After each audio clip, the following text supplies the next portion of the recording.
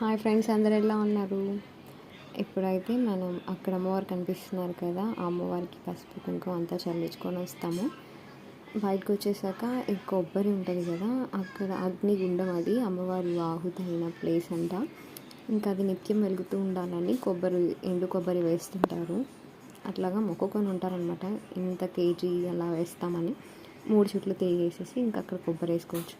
మనం ఇంటి దగ్గరనే తీసుకెళ్ళచ్చు, లేకపోతే అక్కడ కూడా అమ్ముతుంటారు. అది ఇక్కడ 350 చెప్తారు కేజీ, సపరేట్గా ఇవ్వరు కాబట్టి మనం ఇంటి దగ్గర నుంచి తీసుకెళ్తే మేలు. మేము ఇంకా బయలుదేరిపోయాం. దర్శనం అయిపోయాక ఆ ఫుల్ వర్షం ఫ్రెండ్స్, అసలు చాలా ఎంజాయ్ చేశాము.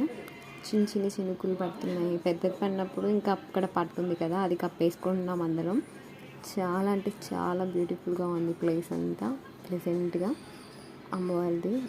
లాస్ట్కి అయితే దర్శనం అయితే మంచిగా అయిపోయి నెల్లూరు అయితే వచ్చేసాము. Thank you for watching friends.